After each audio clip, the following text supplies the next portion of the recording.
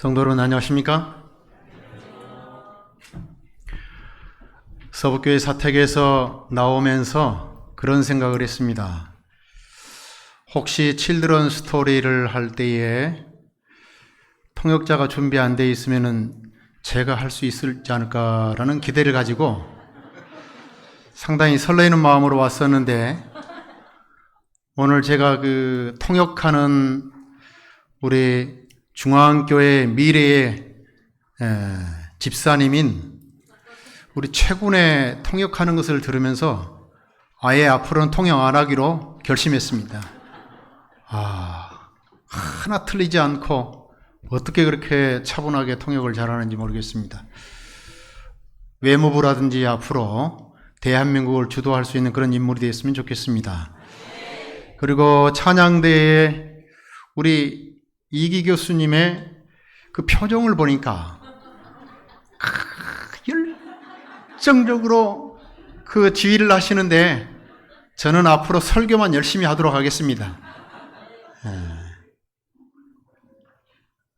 아주 오늘 첫 데뷔이지만은 찬양대와 우리 성도님들의 격조에 있는 모습을 통해서 다시 한번 환영의 그 마음을 감사히 받아들이고, 또 하나님께서 주신 이 사역의 장소에서 또 기간 동안 최선을 다해서 하나님께 영광 돌리며 성도님들을 사랑하는 사역을 최선을 다하도록 하겠습니다. 다시 한번 인사드리겠습니다.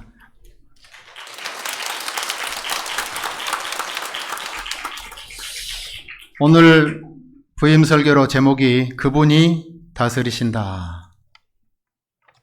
그분이 다스리신다. 이분이신가요? 제가 그분이 다스린다라고 말씀했지 않습니까? 대한민국을 다스리는 분이 이분 윤석열 대통령이시죠.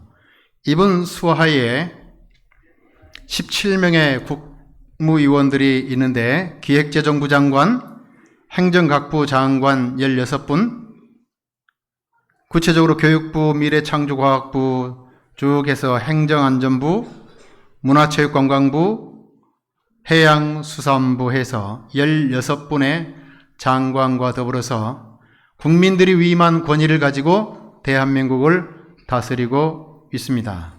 또 그 밑에는 공무원들이 있는데, 공무원들은 117만 1632명이 광주시 인구 정도의 전국에 있는 공무원들이 국가를 위해서 또 다스림의 사역에 봉사를 하고 있지요.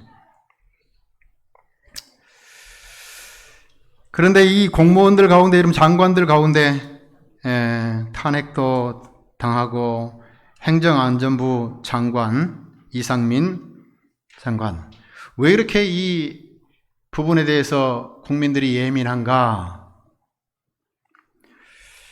이 국민의 안전과 직결되어 있기 때문에 그렇습니다. 잘 다스리지 못하게 되면은 여러 가지로 어려움을 겪기 때문에 아주 국민들이 분노하고 또 탄핵까지 갔던 그런 아픔이 있었지요. 여러분, 정말 잘 다스리지 못하게 되면은 피해를 보는 것은 국민들입니다. 그런데 제3자가 여러분들 어려움 당하는 것은 괜찮지만, 내가 직접적인 경험을 당한다라면은 문제는 달라지겠지요. 그래서 잘 다스리지 못하게 되면은 피해를 입은 국민들은 억울하고 분통해 합니다.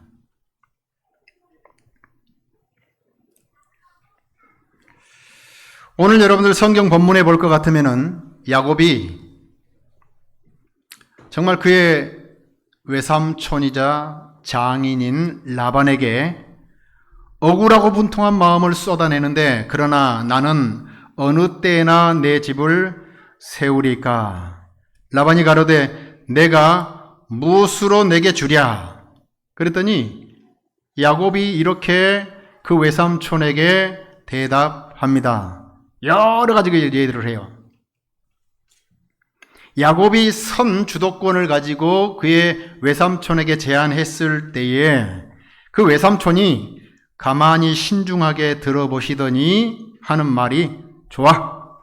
라반이 가로되 내가 내 말대로 하리라 합니다. 드디어 야곱은 여러분들 하나님께서 창세기 26장에서 약속하셨던 하나님께서 그에게 주시기로 하셨던 약속이 성취되는 순간처럼 느껴졌어요. 이 제안을 야곱이 그의 외삼촌에게 했던 때는 그의 나이 67세에서 14년간 봉사한 때였기 때문에 그의 나이는 거의 80세가 되었습니다. 그는 거의 여러분들 147세에 잠들었지만은 나이 80이 돼도 아직도 자기의 가족과 자기의 살림과 자기의 여러분들 집을 이루지 못하는 그런 상태에 있었기 때문에 한편으로는 이해가 되고 한편으로는 야곱의 제안에 대해서 여러분들을 긍정적으로 받아들일 수 있는 여지는 충분히 있습니다. 얼마나 불안했을까요? 나이 80이 넘었는데도 아직도 여러분들 누군가에게 의존하면서 자기의 가정을 이루지 못하고 있는 상태입니다.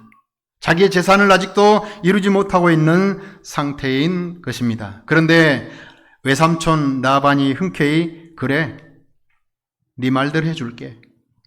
요구하는 것이 무엇이야? 그랬더니 그의 요구는 단순했습니다. 여러분, 하나님의 약속이 그에게 주어졌는데 야곱이 그의 외삼촌에게 이렇게 얘기합니다. 야곱이 가로되 외삼촌께서 아무것도 내게 주실 것이 아니라, 외삼촌, 저에게 아무것도 주실 필요 없습니다.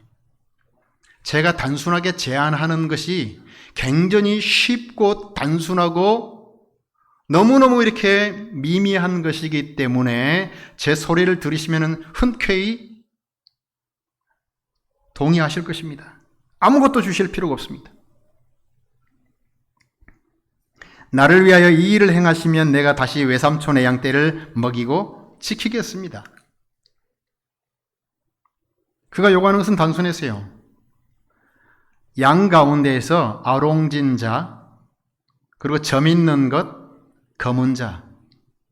양들 100마리가 있다고 하면 한두 마리 있을까 말까 해요. 그리고 염소 가운데에서도 아롱진 자, 점 있는 자, 검은 자 거의 없어요. 그런데 거의 없지만은 그것 저에게 주십시오. 그러면 제가 삼촌을 위해서 또다시 14년이 아니라 6년간 봉사하겠습니다라는 것이었습니다.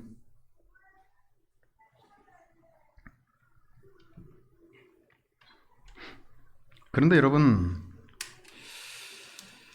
양들을 보면은 다 하얀색만 대부분이지 검정색 양 보셨습니까? 아롱진 양 보셨어요?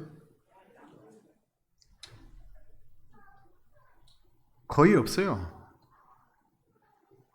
화순에 가셔서 여러분들 그 목장에 가셔서 양 보면은 다 이렇게 그 검정색은 하나도 아롱진 것도 없어요. 다 하얀색밖에 없어요. 그의 외삼촌이 라반이 가만히 듣고 나서는 그래, 내가 네 말대로 하리라. 그 뒷말이 중요해요. 하리라 하고. 그래 해. 그랬으면 단순하게 끝나는데 뒤에 하고.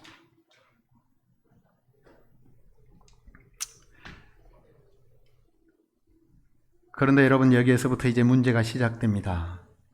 하나님께서 야곱에게 주신 약속을 다시 한번 보겠습니다.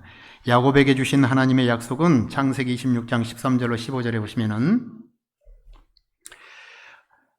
무엇인지 많은 하나님의 약속의 말씀을 한마디로 딱 요약할 것 같으면 만사형통하게 하겠다는 것입니다. 어떻게 하시겠다고요? 만사형통하게 하시다. 그런데 많은 우리 성도님들이 일반적으로 여러분들이 형통이라는 단어는 의학적인 용어로서 머리 끝에서부터 발끝까지 어떠한 순환계나 신경계나 모든 것들이 하나도 막힘이 없이 원활하게 돌아가는 상태를 일컬어서 형통 그래요. 그런데 성경에서 말하는 형통이라는 단어는 그런 의미가 아니고, 성경에서 말하는 진정한 형통이라는 말은 하나님이 뜻인 나를 통해서 진행되어지고 완성되어지는 것을 일컬어서 형통이라고 말합니다. 쉽게 말해서 하나님 믿는다고 해서 모든 것이 만사형통되기 때문에 아픔도 없고 슬픔도 없고 고통도 없고 질고도 없고 넘어짐도 없고 여러분들 어떤 실패도 없는 그러한 삶이 아니라 희로애락 애호역을 다 경험하고 때로는 평생의 만성질환으로 고통을 당한다 할지라도 고통 가운데에서도 하나님의 뜻이 나를 통해서 진행되어지고 결국에 와서 이루어진다라고 하면 그것을 일컬어서 형통하다라고 말하는 것입니다. 여러분들 야곱의 생애를 돌이켜 볼 것 같으면 한순간도 정말 자유롭고 행복하게 마음 편하게 지내는 순간이 없었던 것처럼 보입니다. 그럼에도 불구하고 성경은 이 야곱이 형통했다라고 말해요. 왜? 결국에 가서는 야곱을 통해서 하나님의 뜻이 온전히 이루어졌고 성취되었기 때문에 그렇습니다. 오늘 사랑하는 성도 여러분, 나의 삶을 돌이켜보게 될 때에 왜 하나님께서 만사형통하고서 믿는 자에게는 모든 것들이 능한다라고 말했는데 오늘 나의 모습은 이렇게 초라한가, 고통스러운가, 원하는 대로 뜻대로 되지 않는가라고 의구심을 가질 순간들이 있을 수 있어요. 그러나 여전히 하나님의 뜻이 여러분들과 함께하고 있다는 사실에 기뻐하시고 감사하시고 믿음으로 전진하게 되시기를 축복합니다. 그런데 야곱이 이곳에서 라반이 가로되 내가 네 말대로 하리라 하고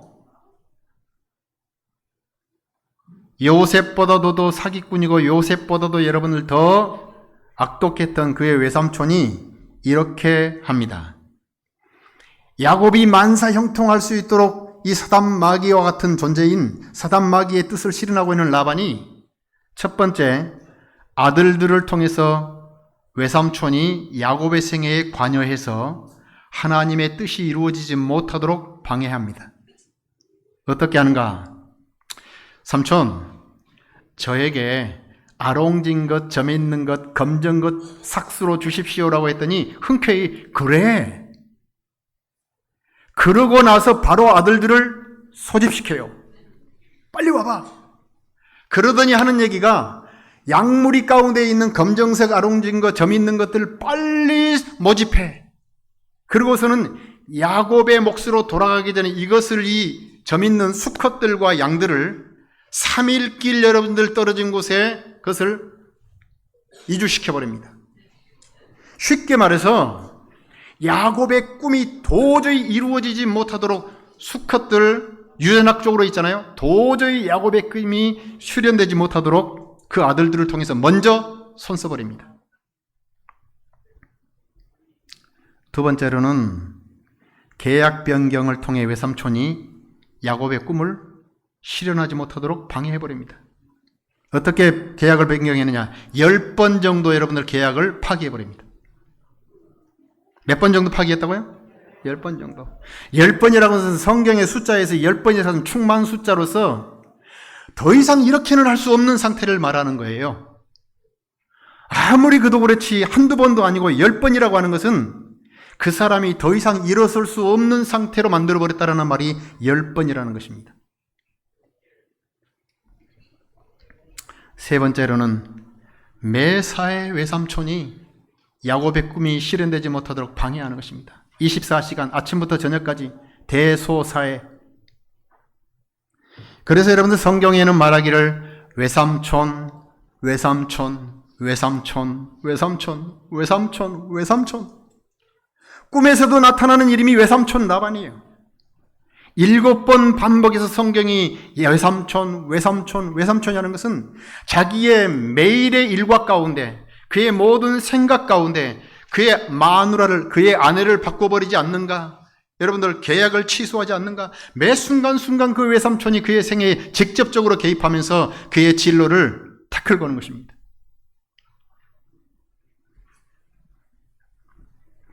얼마나 야곱이 허탈하고 분하고 정말 화가 나고 과연 하나님 이런 나를 괴롭히고 있는 나의 꿈의 실현을 여러분들 방해하고 있는 사람들을 왜 방치하십니까? 라면서 눈물 흘리면서 화가 나서 때로는 기도도 했을 것입니다.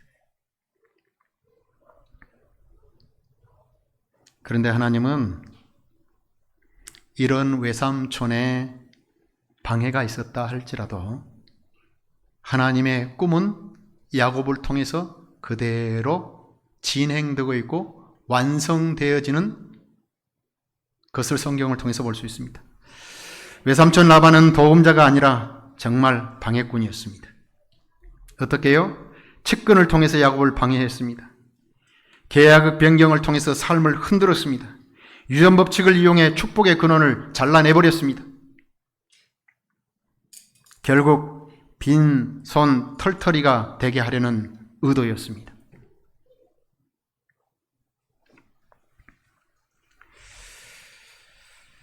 그럼에도 불구하고 야곱은 이렇게 고백합니다. 다 함께 읽어봅시다. 내 아비의 시작. 내 아비의 축복이 내 부요조의 축복보다 나아서 영원한 산이 한없음 같이 이 축복이 요셉의 머리로 돌아오며 돌아오리로다. 죽기 직전에 그의 아들 요셉을 불러놓고 야곱이 이렇게 고백해요. 요셉아, 나는 참 험난한 삶을 살았던 것 같다. 그런데 또한 돌이켜보니 너의 할아버지 아브라함보다도 하나님의 많은 축복을 경험했고 거부였던 너의 아버지보다도 축복을 많이 받았고 나와 같은 사람은 성경에 없었던 것 같다. 그래서 창세기에서 가장 중심적인 인물은 아담도 아니고 아브라함도 아니고 이삭도 아니고 요셉도 아닙니다. 성경의 중심 인물은 누구냐면은 요셉의 아버지 야곱이고 이삭의 아들 야곱이고 아브라함의 손자 야곱입니다.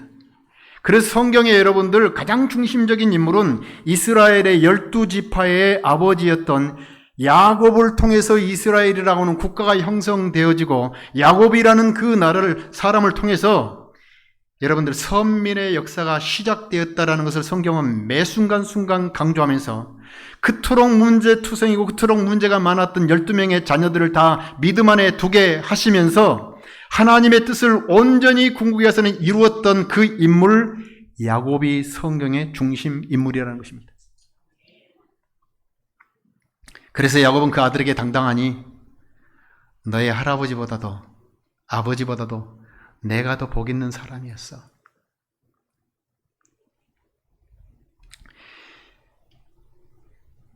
그가 이러한 고백을 할 수 있었던 것은 바로 그에게 돌베개 베고 외삼촌 집으로 도망갈 때 하나님께서 약속하셨던 그 약속 때문이었습니다. 하나님께서 그의 꿈 가운데서 역사를 주장하고 너의 가정사를 다스리고 너의 공동체를 다스리고 너의 나라를 다스리는 진정한 실체가 누구인지를 말씀하셨는데 창세기 31장 11절에 하나님께서 외삼촌의 반대와 외삼촌의 저지와 외삼촌의 해코질이 있었다 할지라도 하나님께서는 우리가 알 수 없는 수천 가지의 방법으로 당신의 뜻을 이루어 나간다라는 것을 야곱에게 어느 날 저녁에 꿈을 통해서 말씀해 주셨어요. 그래서 야곱은 언제나 자다가도 일어나서 그리고 그의 남은 평생의 매 순간 야곱이 가장 좋아했던 애창곡 18번 노래가 있었는데 그 노래가 여러분들 무엇인지로 아십니까? 야곱이 매 순간 콧노래를 흥얼거리면서 불렀던 노래. 우리 성도님들도 매 순간 자다가 일어나서 아니 삶의 위기에 처했을 때 어떠한 궁지에 처한다 할지라도 자연스럽게 부를 수 있는 노래가 있었으면 좋겠는데요. 야곱은 매 순간 이 노래를 불렀습니다. 하나님 한 번도 나를 실망시킨 적 없으시고 언제나 공평과 은혜로 나를 지키시었네. 오 신실하신 주, 오 신실하신 주, 내 너를 떠나지도 않으리라, 내 너를 버리지도 않으리라. 약속하셨던 주님, 그 약속을 지키사 이후로도 영원토록 나를 지키시리라 확신하네. 지나온 모든 세월들 돌아보아도 그 어느 것 하나 주의 손길 안 미친 것 전혀 없네. 주찬양 300집에 여러분들 173장에 나와 있는 오신실 하신 주라는 노래입니다. 사랑하는 중앙교회 성도 여러분, 나의 성도 여러분이라고 불러야 되는데 아직도 여러분들 중앙교회가 약간은 서북교회보다는 친숙하지 않는 것 같습니다.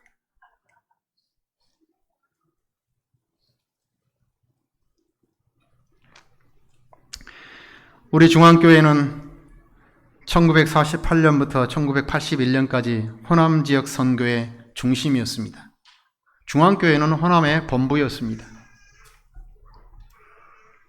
그래서 호남 지역의 여러분들 중앙교회는 본부교회로서 그 영적인 리더십을 발휘하게 되었습니다. 두 번째로 1982년부터 1999년까지는 본부가 현재 있는 빛고울교회로 옮겨가고 교회로서의 광주 지역 중심 교회였습니다.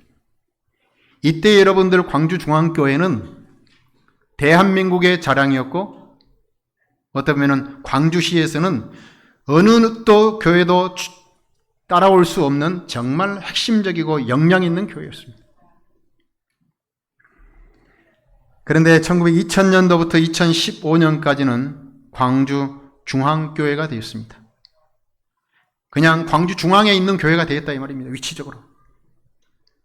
그리고 네 번째로 2015년부터 2024년까지는 광주 중앙국제교회가 되었습니다.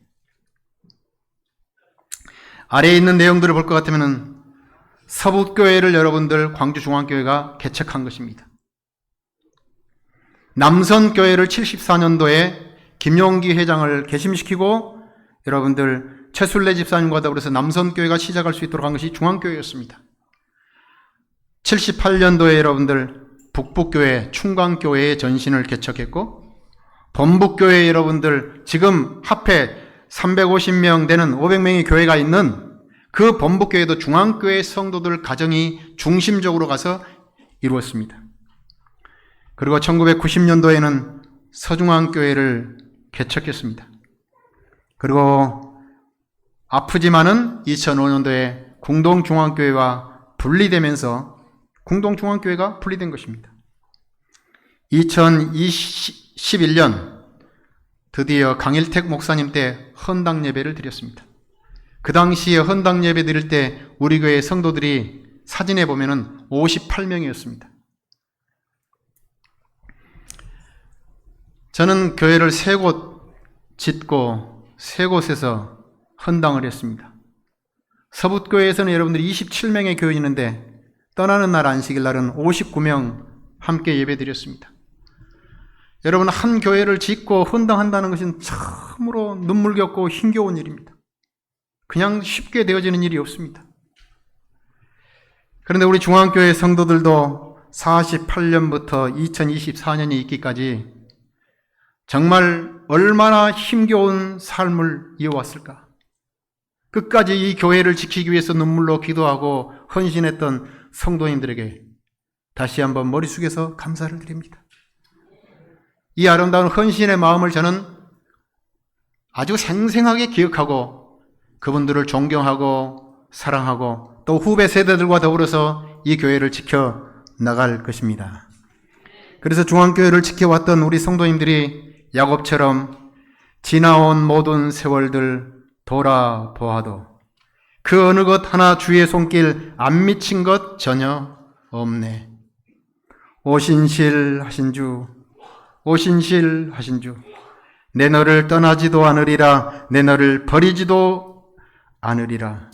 약속하셨던 주님 그 약속을 지키사 이후로도 영원토록 나를 지키실 것을 확신하는 우리 모든 성도들 되시기를 바랍니다.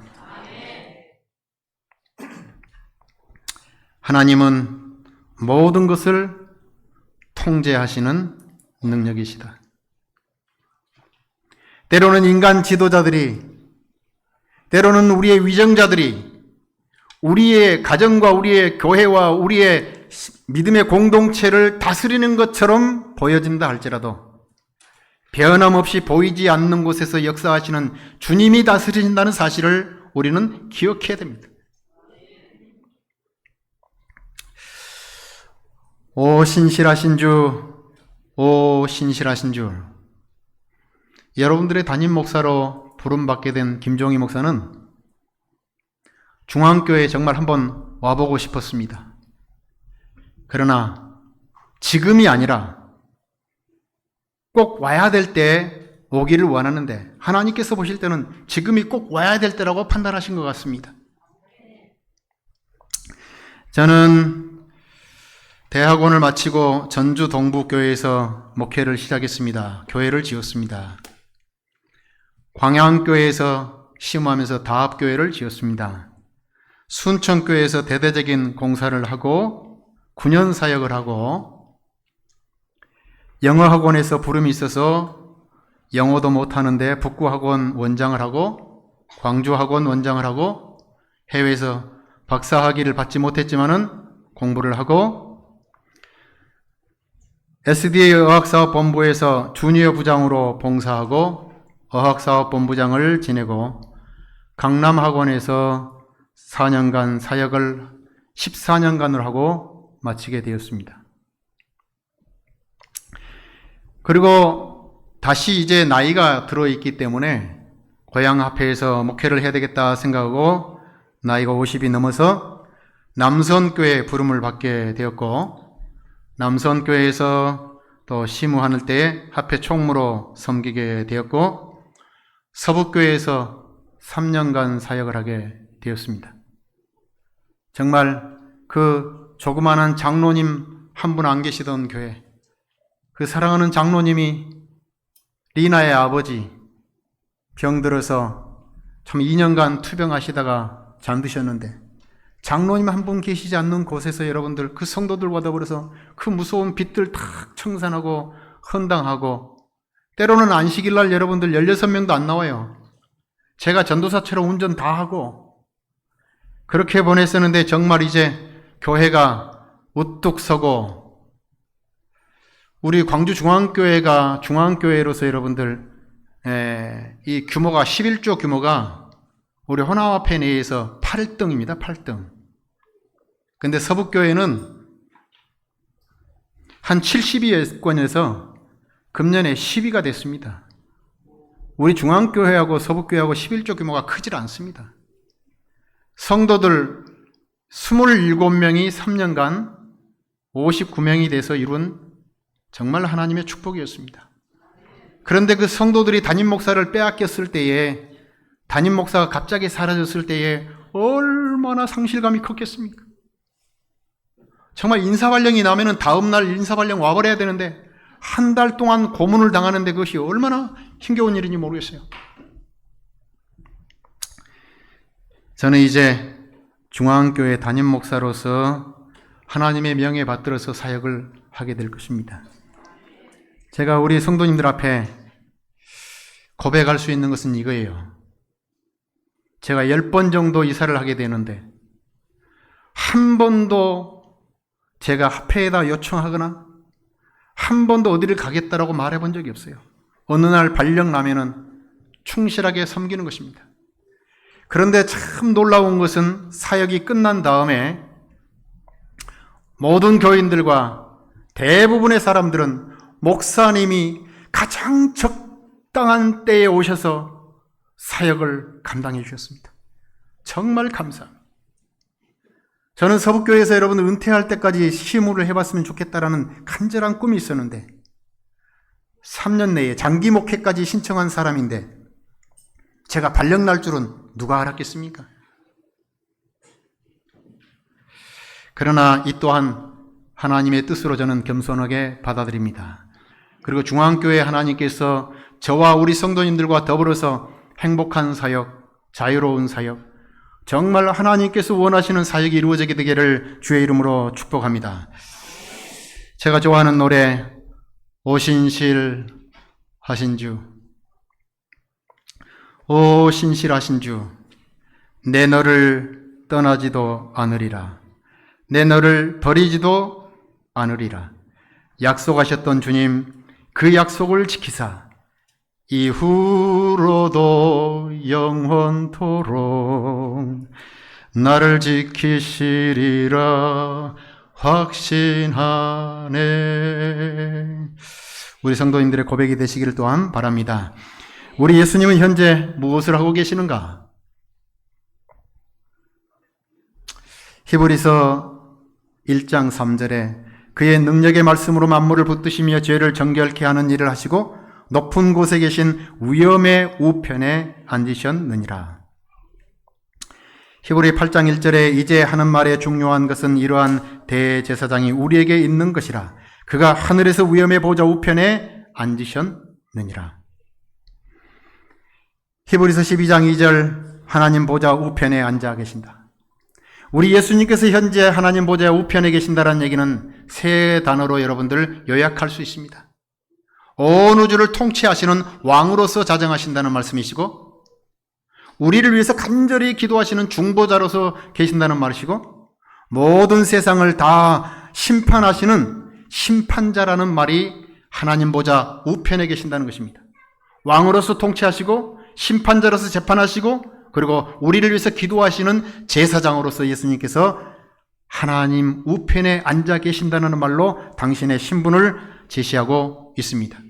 그 예수님께서 우리 모든 한 마리의 참새까지도 모든 것 떨어지지 않도록 주관하시는 것처럼 목회자의 인사의 이동이 있든지 없든지 우리 모든 개인의 삶과 공동체의 삶과 교회의 삶을 보이지 않는 곳에서 주장하시고 다스리고 계신다라는 말씀입니다. 복음이라는 13쪽에 있는 말씀, 저 하늘의 별들은 모두 하나님의 통제를 받고 있으며 하나님께서 이들을 빛으로 채우시고 그 운행의 방향을 정하고 인도하신다. 저는 우리 성도님들에게 이제 말씀을 마치면서 모든 것을 다스리시는 하나님이 계시기에 우리가 할 수 있는 것은 이렇게 했으면 좋겠습니다. 모든 것은 그분의 통제 아래에 있다. 모든 것은 그분의 통제 아래에 있다. 왜? 그분이 다스리기 때문에. 염려할 필요가 없습니다. 여러분들은 이 세상 가장 중요한 존재입니다. 그리고 예수님께서 책임지실 것입니다. 여러분들이 때로는 실수해서 넘어진다 할지라도 그분께서 하나님께서 바로잡으실 것입니다. 때로는 복잡한 문제가 여러분들 몰려온다 할지라도 그분께서 원자리로 되돌려 놓을 것입니다. 모든 것들이 세계가 여러분들 정말 뒤죽박죽되고 코로나 시기에 여러분들 어찌할 바를 알 수 없는 그런 상황 가운데서도 하나님께서는 모든 것들을 올곧게 잡으실 것입니다. 왜냐하면 그분은 천지 만물을 창조하신 전지전능하신 분이기 때문에 못할 일이 없기 때문에 그렇습니다.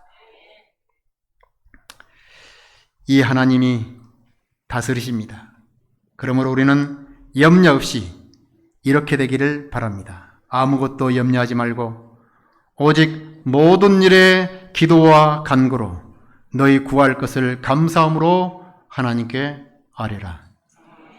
여러분, 야곱은 그의 일상적인 삶 가운데서 하나님이 가까이 계시지 않는 것처럼 오해하고 그의 외삼촌에게 무리한 부탁을 하면서 여러 가지 어려움을 당했지만은 커튼 뒤에서 보이지 않게 그의 삶과 그의 공동체를 묵묵히 인도하시면서 형통한 삶으로 완결지었던 그 하나님을 만났을 때에 오 신실하신 하나님 하면서 고백했던 것처럼 저 또한 여러분들과 더불어서 일상적인 매주 주어진 기회들과 시간들과 의무들을 충실히 수행해 나갈 것입니다. 그리고 하나님께서 우리를 통해서 당신의 뜻을 이루시고 완결시킬 것을 우리는 믿음으로 받아들이고 매 순간순간 오 신실하신 나의 하나님이라고 외치면서 믿음의 행진을 함께 해나가게 되기를 간절히 바라면서 말씀을 줄입니다.